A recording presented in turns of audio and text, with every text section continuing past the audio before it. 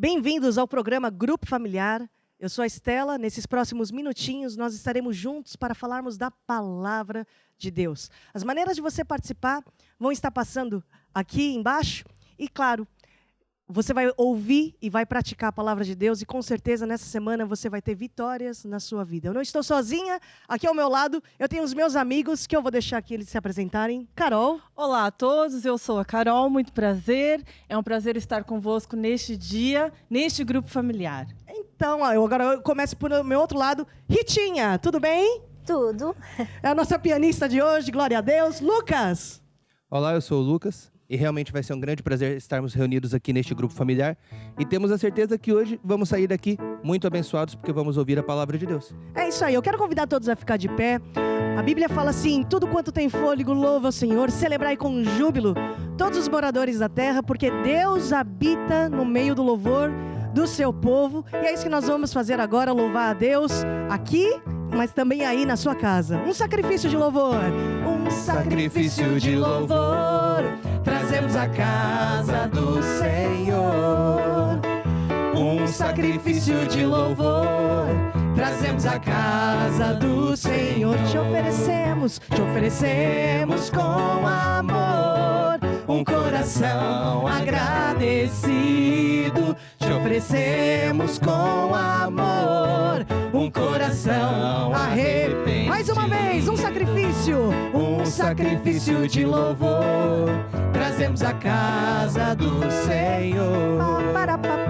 Um sacrifício de louvor trazemos à casa do Senhor. Te oferecemos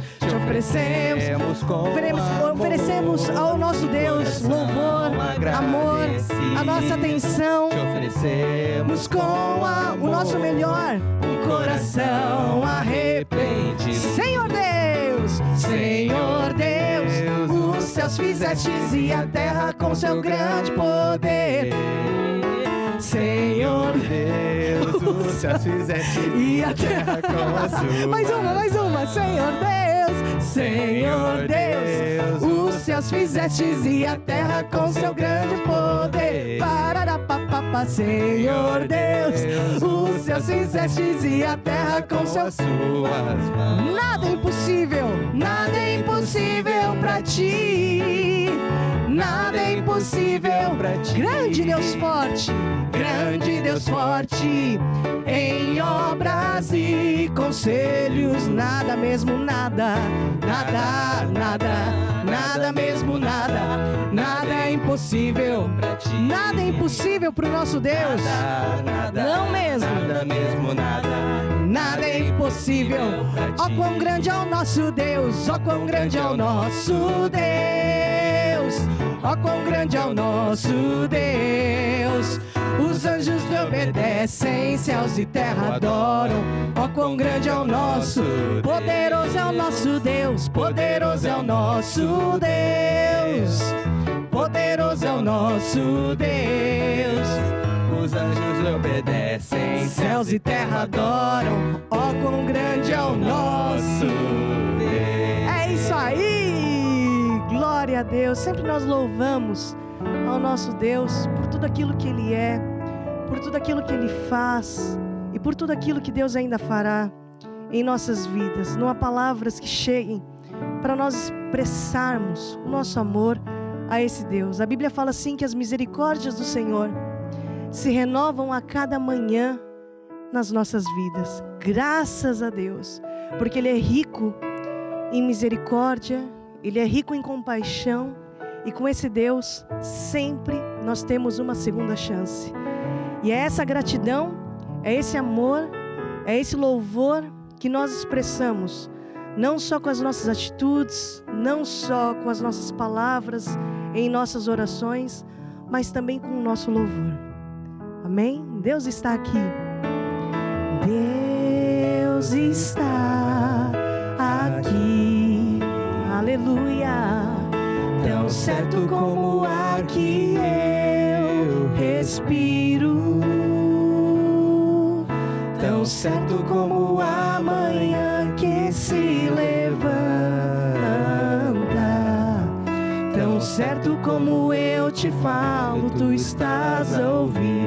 Mais uma vez, Deus está aqui. Deus está aqui. Aleluia. Tão certo como o ar que eu respiro. Sim, tão certo. Tão certo como a manhã que se levanta. Tão certo como eu te falo, tu estás a ouvir. Sim, tão certo como eu te falo, tu estás a ouvir. Mais uma vez, tão certo como eu te falo, tu estás a ouvir. Ó Deus, que nós sejamos corroborados pelo teu Espírito no nosso homem interior. Que Cristo habite pela fé nos nossos corações. Que nós estejamos fundados e arraigados no amor de Jesus Cristo. Que nós possamos operar nesse amor, neste dia, em o nome de Jesus. Amém e amém. Glória a Deus. Aquela salva de palmas. É isso aí. Podemos todos nos assentar.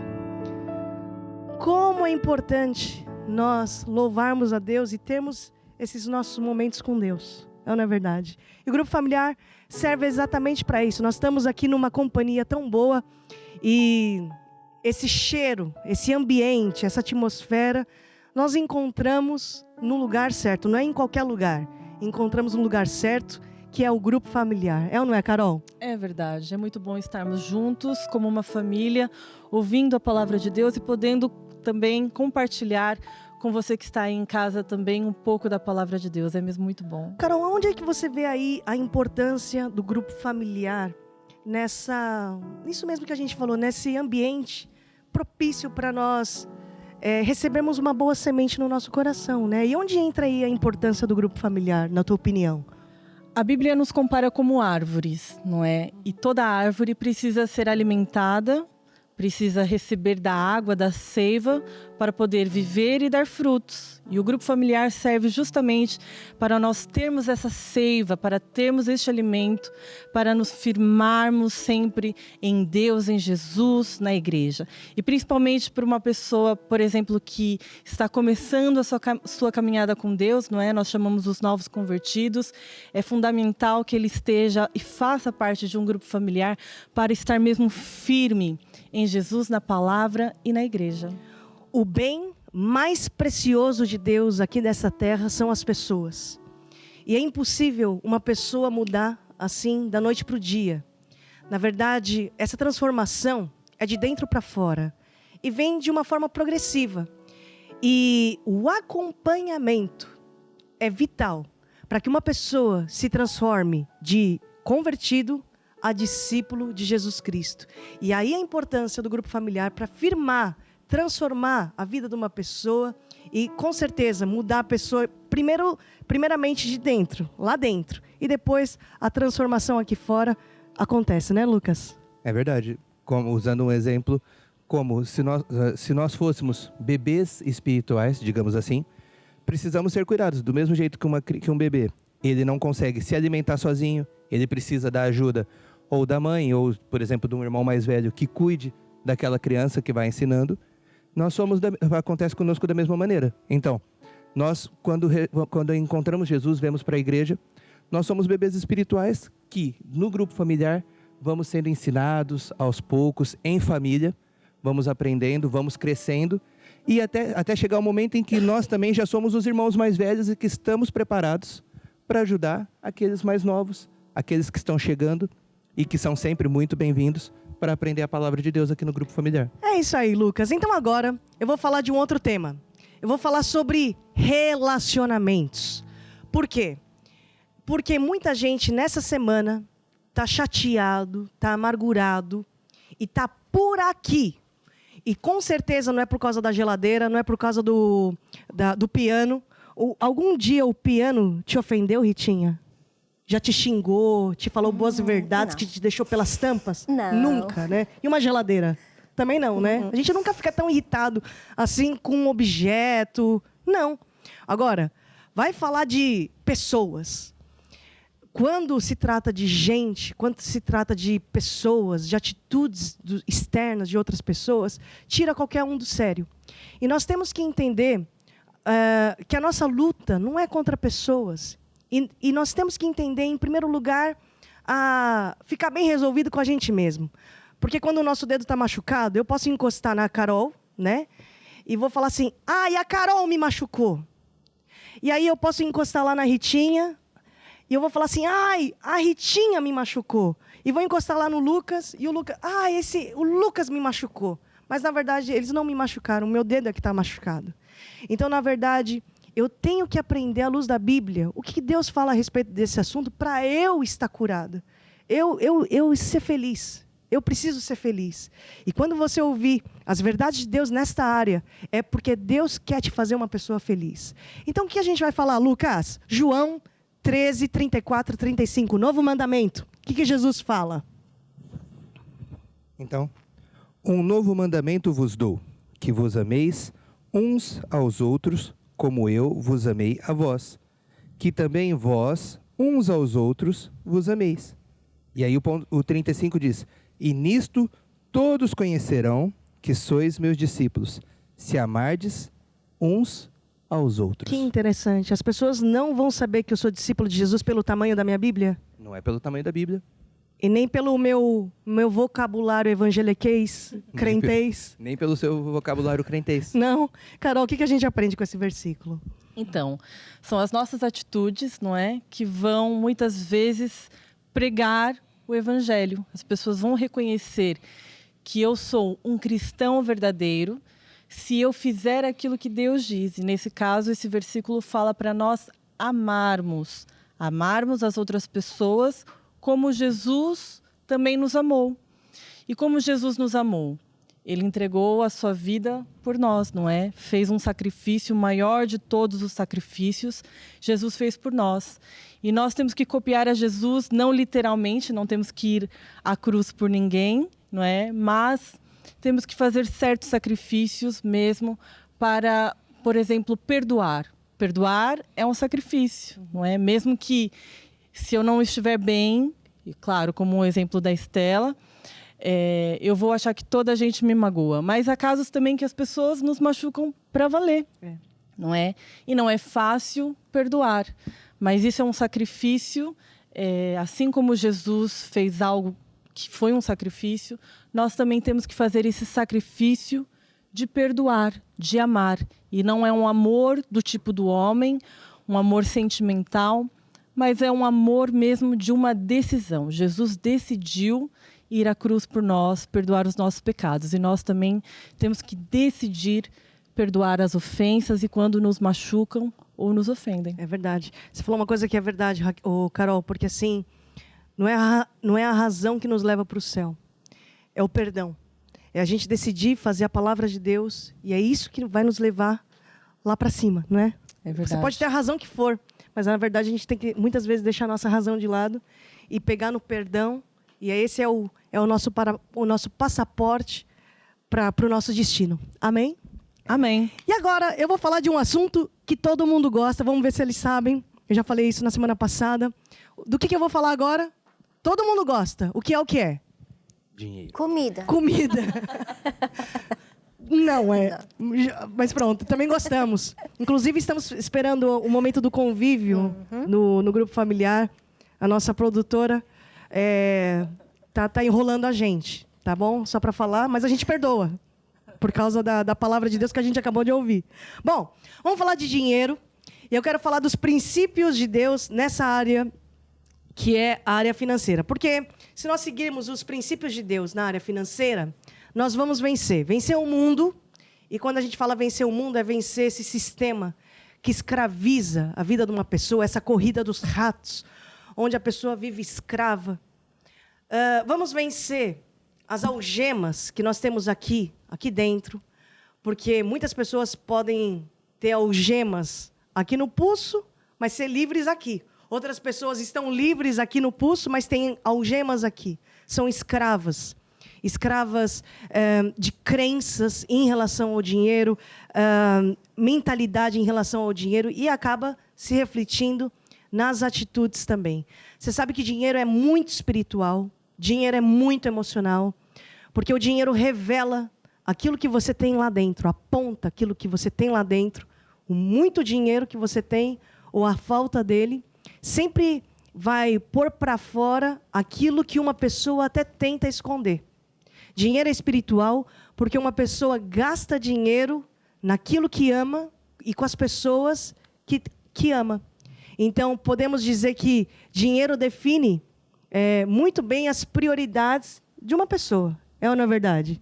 É verdade. Então, nós temos que olhar para a Bíblia e aprender com a Bíblia, porque a Bíblia fala assim, conhecereis a verdade vos libertará. Você pode ler os maiores livros de educação financeira, mas esses livros não vão te trazer a libertação que você precisa nessa área. Você sabia que Jesus, ele frequentemente falava de dinheiro e falava com quem tinha dinheiro? Jesus falava com o jovem rico, o mancebo rico, né? Jesus falou com os cobradores de impostos. Jesus falava da oferta da viúva. Jesus falou, deixa eu me ver, da parábola dos talentos. Jesus falava com cobradores de impostos. Inclusive chamou Mateus, que era um cobrador de imposto, né? Falava com quem tinha dinheiro. E por quê? Porque Jesus queria falar de dinheiro? Não. Porque Jesus queria apontar para aquilo que eles tinham no coração. E a Bíblia também fala assim, sobre tudo que se deve guardar. Não é só guardar coisa na poupança, não é só guardar dinheiro. Sobre tudo que se deve guardar, guarda o teu coração de ter o dinheiro no lugar errado, no pódio do teu coração. Porque a Bíblia também fala do dinheiro como um Deus, o Deus Mamon, né? Porque para muitos o dinheiro é uma idolatria. Então vamos aprender com a palavra de Deus, com a Bíblia, onde que o dinheiro deve estar aí nas prioridades, nas gavetas do teu coração. E hoje a gente vai falar sobre dízimos. E vamos abrir as nossas Bíblias lá em Malaquias 3:10. Eu não sei quem é que tem a Bíblia aberta em Malaquias 3:10. Ou Lucas. A Carol. Tem? Tenho aqui o livro. Ok. Então, está escrito assim, Malaquias 3:10.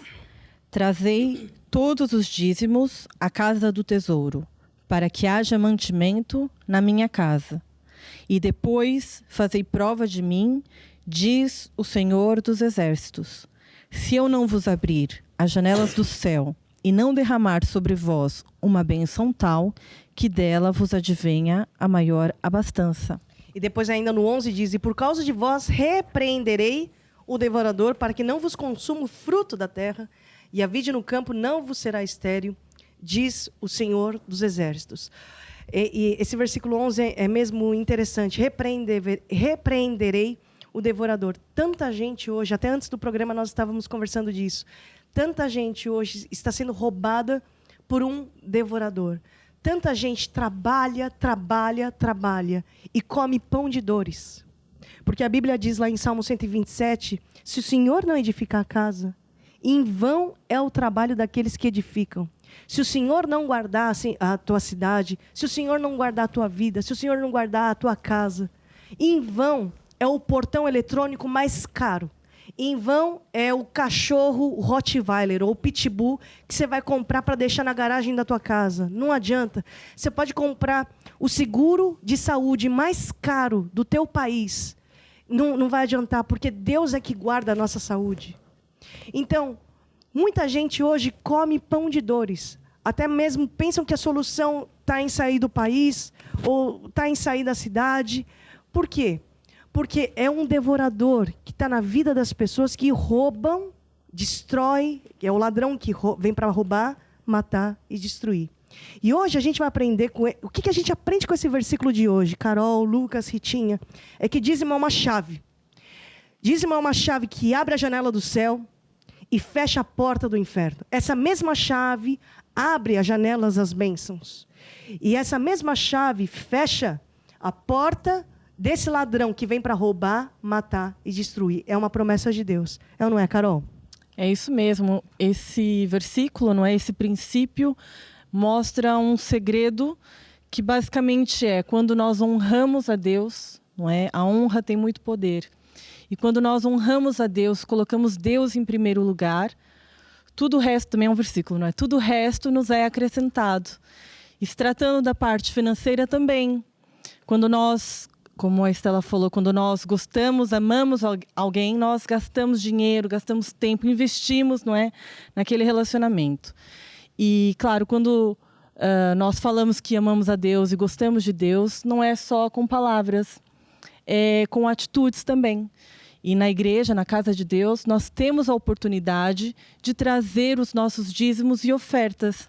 Ah, mas Deus precisa do meu dinheiro? Deus precisa pagar contas? Precisa pagar contas? Não, Deus não precisa disso, mas nós temos hoje as nossas igrejas, grupos familiares, que é para levar Deus, a palavra de Deus, a mais pessoas. E nada disso se faz só com oração, não é? Isso que a Bíblia fala, para que haja mantimento na minha casa, né? Exatamente. Então, quando nós fazemos isso, trazemos à casa de Deus os nossos dízimos e ofertas, estamos mantendo a casa de Deus, e Deus também se sente amado, se sente honrado, e é por isso que Ele promete, então, que as bênçãos vêm sobre a nossa vida. É isso aí, Lucas. Quer falar alguma coisa? A segunda parte do versículo 10 diz aqui assim: e depois fazei prova de mim, diz o Senhor dos Exércitos. Ou seja, Deus dizendo assim, confia. Ou, digamos assim, na linguagem dos jovens de hoje em dia, confia no Pai. Por quê? Quando você faz prova de alguém, você está vendo se aquela pessoa está falando a verdade ou não. E Deus, nesse lugar, quando Ele fala, depois fazei prova de mim, Ele está deixando mesmo claro que eu estou aqui para cumprir a minha palavra. Você pode verificar que a minha palavra não é mentirosa. Fazer prova de mim, porque Ele vai abrir as janelas dos céus, vai derramar o bom tesouro dos céus para nós, ou seja, as bênçãos dEle vão nos ser enviadas. E é a comprovação, porque Ele diz, olha, confiem em mim. Então, nessa semana, esse encorajamento que a gente deixa para você, confie em Deus, faça prova de Deus e coloque na prática esse princípio de honrar a Deus com os seus dízimos, colocando essa chave em operação, né, para abrir as janelas dos céus e fechar a porta do devorador na tua vida. Posso ouvir um amém? Amém. E agora eu vou para o estudo bíblico. E hoje nós vamos falar de um estudo bíblico muito, muito legal. Nós vamos falar sobre a Bíblia. A Bíblia é a palavra de Deus. Tem até uma música, né? Eu sou lá. Eu sou o que a Bíblia diz que eu sou. Eu tenho o que a Bíblia diz que eu tenho. Eu posso o que a Bíblia diz que eu posso. O que a Bíblia diz que eu posso fazer. A outra parte qual é? Eu sou um filho de Deus. Eu sou uma nova criatura. Sou um santo até pareço. E sou. Eu sou o que a Bíblia diz que eu sou. Então, a gente precisa ler a Bíblia para saber o que nós somos. Precisamos ler a Bíblia para nós sabermos o que nós temos. Porque aí depois tem a outra parte. Eu tenho a vida eterna. Eu tenho um filho de Deus. Tenho o diabo debaixo dos meus pés. Eu tenho a vitória por Cristo Jesus. Você tem que ler a Bíblia para saber o que você tem. E depois, você tem que ler a Bíblia para também saber o que você pode. O que você pode em Cristo Jesus? Eu posso orar. Eu posso louvar e me alegrar. Posso dançar, amar e perdoar. Eu posso tudo o que a Bíblia diz que eu posso. Aê! Então olha só. A Bíblia é a maneira como Deus se revela aos homens. Podemos dizer que os textos da Bíblia é como se fossem placas numa estrada.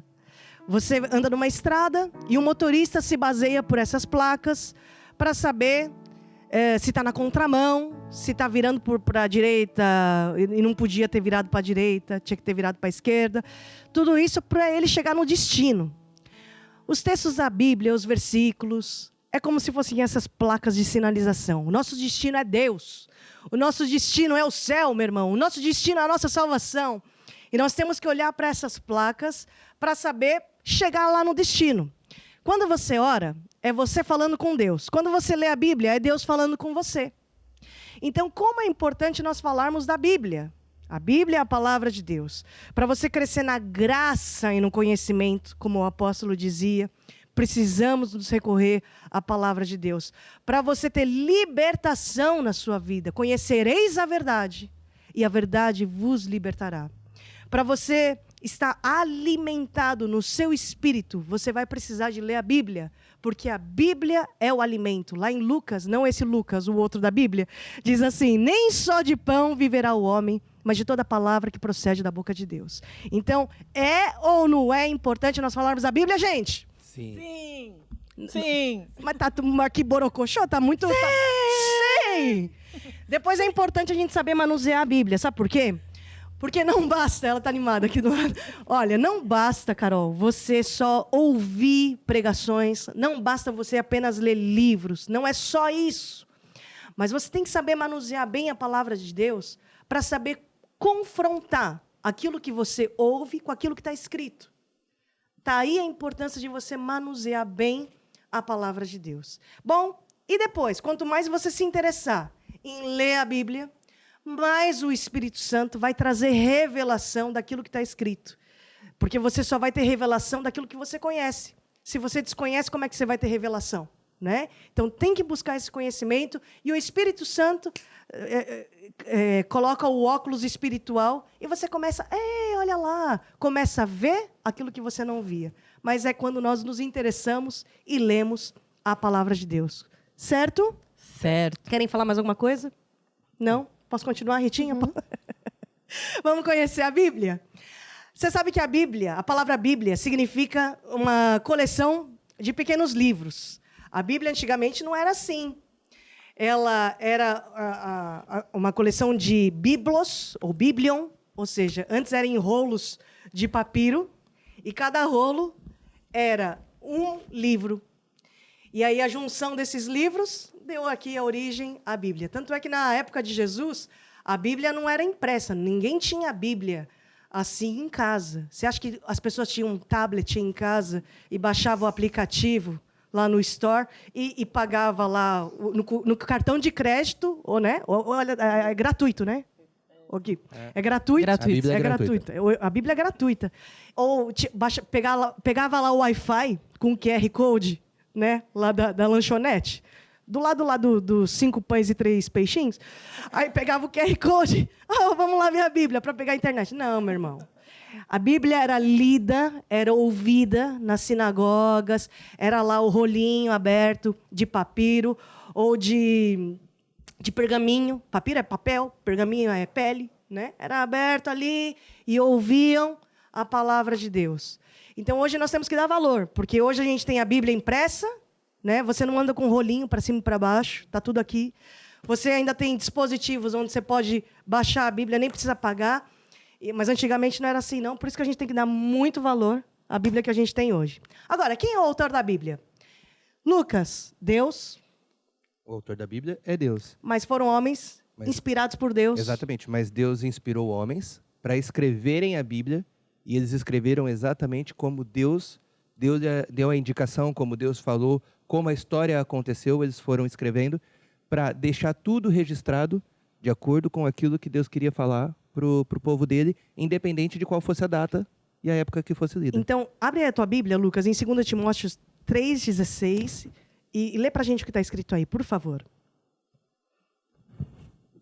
Então, 2 Timóteo 3,16, diz assim: toda a Escritura, divinamente inspirada, é proveitosa para ensinar, para redarguir, para corrigir e para instruir em justiça. Ok. É para repreensão, correção, para educar na justiça. 2 Pedro 1:20 e também o versículo 21. 2 Pedro 1, 20 e 21. Isso. Sabendo primeiramente isto, que nenhuma profecia da Escritura é de particular interpretação, porque a profecia nunca foi produzida por vontade de homem algum, mas os homens santos de Deus falaram inspirados pelo Espírito Santo.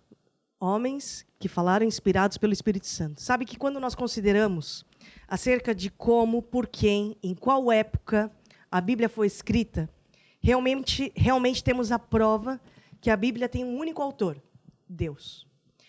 E a Bíblia foi escrita, né? São mais de 60 livros, mais de 40 escritores, por homens de diferentes níveis sociais, intelectuais. Como? Culturais. De diferentes profissões e atividades, em épocas diferentes. E toda a Bíblia está em perfeita harmonia.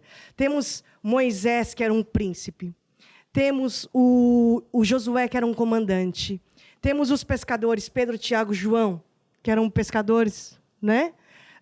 Mateus, temos que era cobrador de impostos. o Davi, que era pastor e rei. Temos o Isaías, que era um estadista. Ou seja, pessoas tão diferentes que nem se conheciam. Escreveram a Bíblia e a Bíblia está em perfeita harmonia. Não existe nenhuma contradição histórica, científica ou doutrinária na Bíblia. Então, realmente, temos aqui a prova que tem apenas um autor, que é Deus. Nem falamos das profecias que, ao longo dos tempos, se cumpriram já, né? E ainda estão se cumprindo nos dias de hoje, certo? Então, eu quero dar algumas dicas aqui como nós podemos ler a Bíblia. Porque todos nós sabemos que devemos ler a Bíblia com reverência, claro, porque não é um livro qualquer, né? Não é um livro normal. Não é um gibi. Para você não é um gibi. Não é um livro de mangá também. Exato, não é? Um romance. Nem um romance, embora existam Bíblias de mangá também. Sério? É sério, tem um ali, ó, um que tem a Bíblia, já me emprestou e tudo. Mas continuando. Temos aqui a Bíblia, que deve ser lida com reverência, mas eu quero dar aqui algumas dicas práticas. Por quê? Estudar é mais do que ler. Estudar é o entender o conteúdo para poder aplicar, né? E quando nós falamos de estudar, falamos muito da palavra meditar. O apóstolo Jorge Tadeu usa muito esse termo, meditar na palavra de Deus. Porque o meditar é ler devagar, é eu tentar compreender aquele texto, e é também eu me colocar naquelas histórias. É eu tentar me imaginar naquele contexto. Não é? Sim, sim. Eu participar daquela história. Estar lá presente. Está lá presente. Então, quando você medita no texto, o que é o texto? O texto é o conjunto das palavras numa mensagem. Você sempre vai ter o versículo da Bíblia. Mas você também tem o contexto. O que é o contexto? É aquilo que vem antes e aquilo que vem depois. Certo? Então, uma dica importante para você começar a estudar a Bíblia é também não apenas entender o texto, mas entender o contexto daquilo que você está lendo. Outra dica boa para os novos convertidos, para quem está começando a ler a Bíblia. Ai, meu Deus, eu não gosto de ler, é muito grossa a Bíblia, me dá uma luz por onde eu começo. Por onde que você diria para a pessoa começar a ler a Bíblia, Carol? Eu diria para ela começar pelo Novo Testamento. Isso mesmo. E pelos Evangelhos, não é? Por exemplo, o livro de João é um livro de muito fácil compreensão. Exato, é um livro que fala muito do amor de Deus. Então, para uma pessoa que está começando, é um livro muito bom para se ler. Depois tem outros livros muito bons, por exemplo, Provérbios. É muito fácil de entender, prático. Salmos também. Salmo é maravilhoso, porque se você lê Salmo no dia que você está bem, é muito bonito. Agora, leia Salmos no dia que você está mal, você está na fossa, e você vai ler Salmos, você vai entender. Mas, meu Deus, eu nem sabia expressar, mas esse homem conseguiu expressar o que eu estou sentindo nesse momento. Mas ele não para por aí. Ele não só expressa aquilo que você está sentindo naquele dia de imensa tristeza, mas como dá a solução no final. Então, Salmo é um livro maravilhoso, principalmente se a sua semana está sendo difícil. Eu estou falando sério.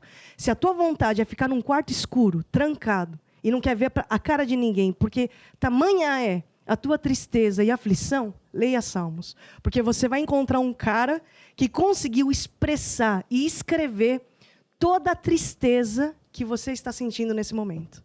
É ou não é verdade? É verdade. Mas não só expressar, né? Mas ele também deu a solução. Por isso que Salmo é maravilhoso quando você lê naqueles dias mesmo escuros. Exatamente. Aí o que mais que a gente fala, hein? Dicas práticas. Dicas práticas sobre ler a Bíblia. Olha, eu tenho uma. Sabe qual é? É você ter uma orientação. Porque, assim, a Bíblia, ela não está colocada na ordem cronológica, né? Existem livros que vêm antes aqui, mas foi até escrito depois. Ou seja, ela não está aqui organizada da forma cronológica, nem sempre é assim. Então, a orientação é muito importante. Por isso a importância de você estar num grupo familiar, a importância da escola bíblica, por exemplo, né? Porque assim você vai conseguir chegar nesse nessa compreensão de uma maneira muito mais fácil. Vocês concordam comigo? Sim. Né? Às vezes a gente fica quebrando a cara e não entende nada. E depois, só como orientação, a gente chega lá. Agora, para que serve a Bíblia? Já cantamos através de música. O Lucas estava falando. A Bíblia, a forma fácil de explicar é falar que ele é o manual de instruções, né, Lucas? Explica aí. Exatamente. Quando nós compramos um aparelho novo, seja um liquidificador, uma máquina de lavar roupa, não interessa. Nós compramos um equipamento novo e esse equipamento tem lá, normalmente dentro dele tem ali um livro, e que alguns parecem realmente uma Bíblia, com as explicações daquilo. E a primeira coisa que diz do lado de fora é: leia antes de usar o equipamento. Ou seja, para você realmente não fazer nada que perca a garantia do produto. Porque conforme você vai lendo lá as instruções, por exemplo, numa máquina de lavar, primeiramente vai dizer para você tirar aquele parafuso que segura o tambor, porque senão o tambor não vai girar. Depois, a primeira lavagem tem que ser feita sem nenhuma roupa lá dentro, que é para tirar qualquer impureza que possa ter dentro da máquina. Porque se você coloca ali uma roupa muito sensível na primeira lavagem, vai estragar a roupa. Porque pode ter ali alguma coisinha que suja a roupa ou que estrague a roupa. Aí, o tipo de produto que você pode usar, o produto que você não deve usar naquele equipamento. Com isso. Cara, você é bom em lavar roupa, hein? Eu tô vendo aqui que ele é pós-graduado. Quem lava roupa na casa dele é você, não é Priscila, né? É a máquina, mas sou eu que dou o play. Ok, continua. Eu que aperto o botãozinho. Prossiga. Mas continuando. Então, quando nós lemos isso, nós vemos tudo para manter ao máximo a garantia daquele produto. Por quê? Porque se eu não seguir as instruções que estão dentro daquele livro, se der algum problema naquele aparelho, eu posso levar ele na garantia, eu posso levar ele lá na loja e vão me dizer: olha, você perdeu a garantia porque você desobedeceu o ponto tal. Que dizia exatamente que aquele aparelho ele era 110 e você colocou ele numa tomada 220. Então, basicamente, Lucas, se está dando um piripaque na nossa vida, a gente tem que parar, olhar para o manual e ver o que a gente ligou de errado aqui, né? Exatamente. Pronto, manual do fabricante. É lá que você entende as promessas de Deus para a tua vida, você entende qual é a vontade de Deus, o alimento para o teu espírito é a palavra de Deus. Agora vamos aqui entender o que é a Bíblia e como ela está dividida. A Bíblia, ela está dividida em 2 testamentos, o Velho Testamento e o Novo Testamento. O que é o Velho Testamento, Carol? Então, o Testamento é... Mas o Velho Testamento é antes de Jesus. O Velho Testamento é antes do nascimento de Jesus. A Bíblia está dividida em 2 partes, em 2 testamentos. De Gênesis a Malaquias. De Gênesis a Malaquias é o Velho Testamento, que é antes do nascimento de Jesus. E depois de Mateus a Apocalipse é o Novo Testamento, que é depois da vinda de Jesus, do nascimento de Jesus. Exatamente. A palavra testamento também tem uma curiosidade, né, Lucas? Sim, testamento é aquilo que alguém que tenha muitas posses, tem uma herança para deixar, aquela pessoa, antes de morrer, ela faz um testamento, dizendo para quem é que ela quer deixar tudo aquilo que ela adquiriu em vida. Então, as casas, os carros, ou seja o que for, eu deixo para o meu filho, para o meu irmão, para o fulano, para o ciclano, não importa para quem seja, e é ali naquele testamento que eu deixo bem claro para quem são todas aquelas coisas que eu tenho. E, nesse caso, o testamento também são as promessas de Deus para a nossa vida. Tudo aquilo que Deus tem preparado para nós, que foi entregue para nós através dos testamentos. É isso aí. Então, curiosidades. No Velho Testamento, nós temos aqui 39 livros que estão aqui organizados em grupos, estão agrupados. Temos o Pentateuco, que são os 5 primeiros livros, né? Torá. Eu tenho até uma folhinha aí. A Carol pode segurar aí o Velho Testamento, o Lucas, o Novo. Não sei se vai dar para enxergar, mas não tem problema, a gente fala. Depois, o Pentateuco, Torá, é de Gênesis a Deuteronômio. Pentateuco, 5 primeiros livros. Depois, nós temos os livros históricos de Josué a Esther, que conta a história de Israel, a divisão do reino assírio, babilônico, etc. Temos os livros poéticos, que vai de Jó a Cantares. Estão nessa classificação devido ao gênero do seu conteúdo. E depois temos os livros proféticos. Livros proféticos está dividido aqui em profetas maiores ou menores. Não tem nada a ver com a grandeza de cada um deles, mas pela a classificação aqui, pela extensão do ministério profético de cada um. Depois temos o Novo Testamento, são 27 livros, que também estão classificados em grupos. Temos aqui os evangelhos de Mateus a João, que é a biografia da vida terrena de Jesus Cristo. Temos o livro histórico de Atos, que registra a história da igreja primitiva, né? Através da orientação do Espírito Santo, é claro, e que está sendo escrita até os dias de hoje.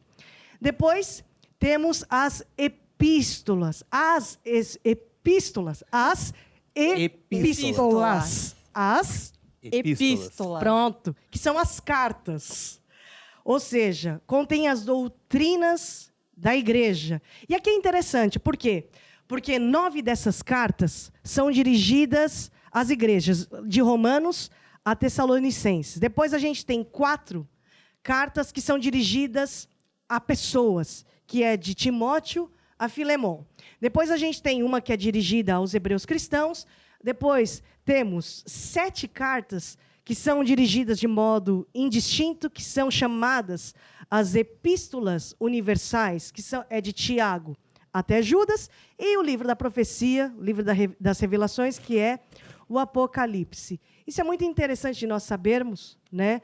Porque, às vezes, nós lemos assim, epístolas. O que é epístola? Carta.